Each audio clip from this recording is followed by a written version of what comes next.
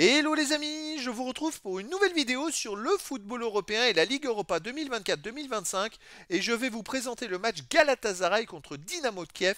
C'est un match qui a lieu ce mardi 21 janvier 2025 à 16h30 pour le compte de la 7e journée de la Ligue Europa. Alors Galatasaray, c'est le 6e du classement qui reçoit le Dynamo de Kiev le 36e. Dans cette vidéo, je vais revenir sur le classement de la Ligue Europa avec les statistiques des deux équipes.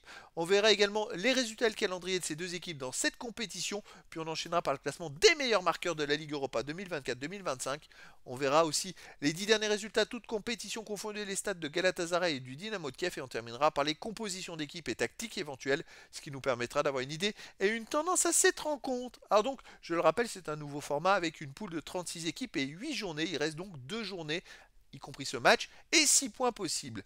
Et pour l'instant, Galatasaray est 6ème avec 12 points en 6 matchs, 3 victoires, 3 nuls, aucune défaite, 15 buts marqués, 11 buts encaissés, plus 4 de différence de but pour l'instant. Ils sont qualifiés dans les 8, donc ils vont tout faire pour y rester.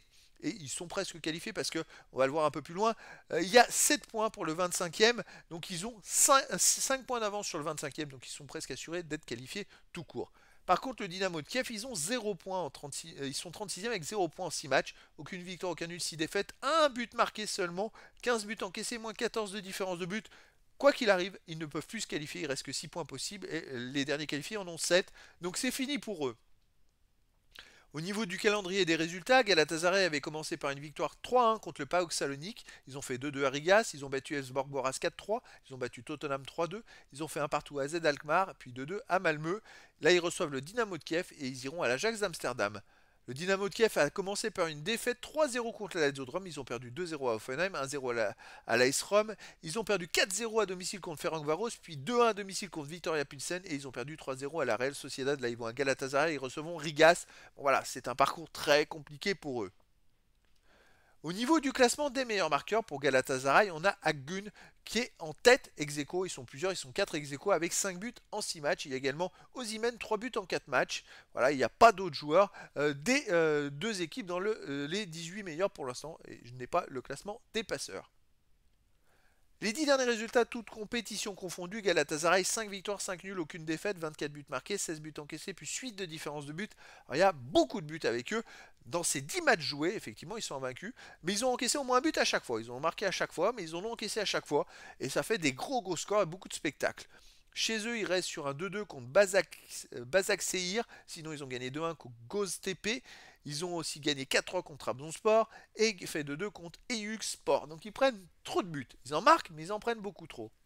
Le Dynamo de Kiev de son côté sur les 10 derniers matchs, 5 victoires, 3 nuls, 2 défaites, 15 buts pour 10 contre plus 5 de différence de but. Il reste sur 4 matchs de suite sans défaite. C'est que des matchs amicaux, 3 victoires et 1 nul. À l'extérieur, il reste sur une victoire 2-0 à Maribor. Mais sinon, ils ont aussi fait un partout à Vitziu Łódź. On va reprendre les autres matchs à l'extérieur. Ils avaient perdu 3-0 à la Real Sociedad. Ils ont fait 0-0 à Alexandria et fait un partout à Kolos Kovalivska. Mais bon, dans leur championnat, c'est une équipe qui est très forte. En Ligue des Champions, c'est quand même très compliqué. Et pour moi, Galatasaray est favori. Alors après, je dis pas, mais peut-être que le Dynamo de Kiev marquera des buts, puisque Galatasaray a tendance à en prendre. Et je verrais bien un 3-1 ou 3-2 pour Galatasaray. Après, dans le foot, tout est possible. Au niveau des compositions d'équipe et tactiques pour Galatasaray, on aurait du 4-2-3-1 gardien Muslera, joueur de champ Ehan, Sanchez, Bardaxi, Jacobs, Torreira, Demirbay, Akgun, Mertens, Yilmaz et Osimhen. Et pour Dynamo de Kiev, on aurait du 3-4-3 gardien Bushan, défense et joueur de champ Bilova, Popov, Diachuk, Karavaev, Bujalski, Brasko, Dubinchak, Voloshin, Kabaev et Vanat.